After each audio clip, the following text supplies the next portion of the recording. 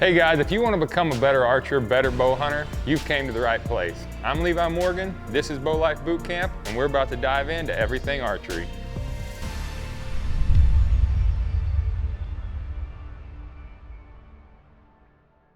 Hey guys, Levi Morgan here. This is Bow Life Boot Camp, and this is a 4-part series on target panic.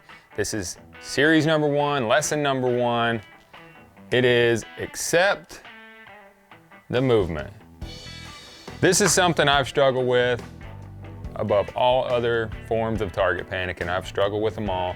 Target panic has tons of causes and cures. However, we're going to go through this 4-part series and really try to dissect what could be the cause of your target panic and some possible cures for that, some drills to do, really dig in and try to figure out how to make you a better archer. Archery is a fun sport, but when you're dealing with target panic, it can take all the fun out of it. And we're gonna try to make it fun for everybody again. Now, target panic isn't something I just dealt with back when I was younger, shooting in the amateur divisions. I deal with it up to this day. I fight off the demons all the time. It never goes away. Now, there's a lot of things I've learned to do to combat all those feelings, all those triggers when I'm at full draw, and that's what I'm going to share with you over the next 4 weeks. Now, the first one being focus on the middle under accepting the movement. The problem is you can't stop the movement. Nobody in the world, including me, aims dead in the middle all the time.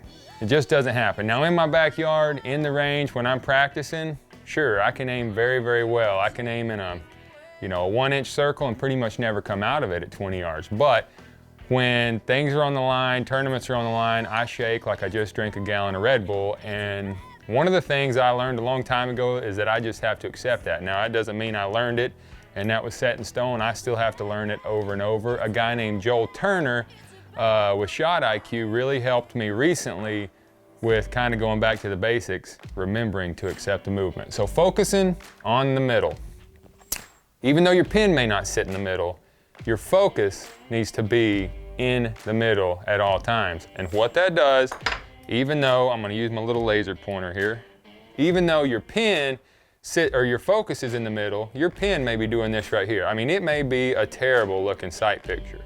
But if your focus is in the middle, if you notice that pin is always returning to the middle. And that's another point here, is focus on the middle and don't stop executing. What I mean by don't stop executing is, one of the problems I have in this lesson, accepting the movement, is when my pin would leave, so it would come down and sit, and my movement is a little slower than that. It's not a real erratic movement, but when my pin would leave that dot, I would stop. I would stop, okay, here we go, stop, here we go, stop. And what that causes is a ton of anxiety in your mind.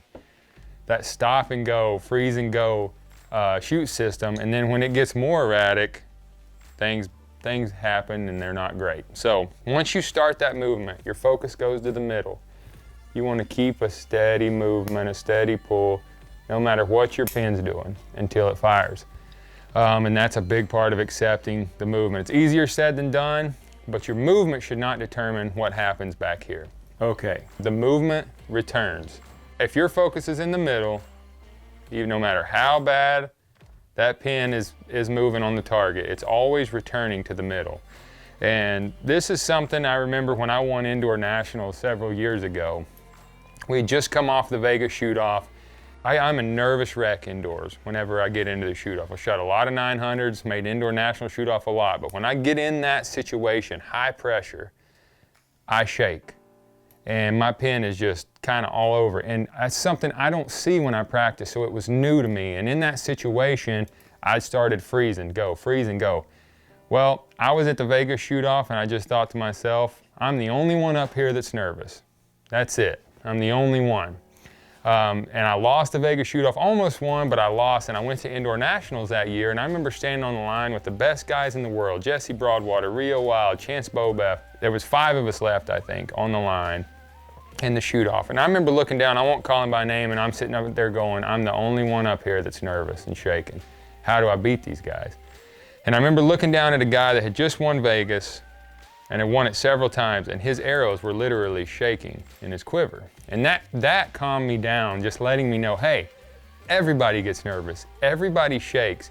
And I went on to just execute through the movement, and that's kind of the first time I learned that if I just keep pulling, focus in the middle, the arrow will find the spot. So I want you to work on that. Some of the drills, there's several drills you can do. Two of the best ones is just shoot a huge dot. So take a block target or any target and draw a huge dot on it, something your pin's never gonna leave.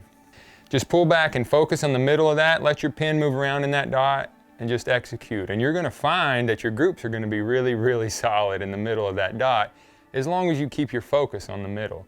It's gonna teach you, it's gonna take that anxiety away of your pin leaving the dot.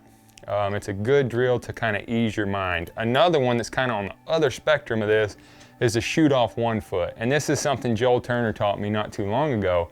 If you have trouble executing with a little bit of movement, you stand on 1 foot, it's catastrophic looking on the target.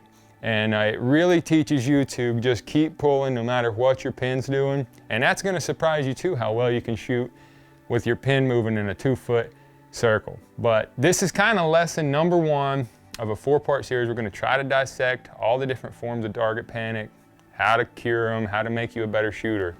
But you have to accept the movement. Nothing you can do about it. When you get nervous, the pin's gonna move. It should not control what you're doing with your release hand.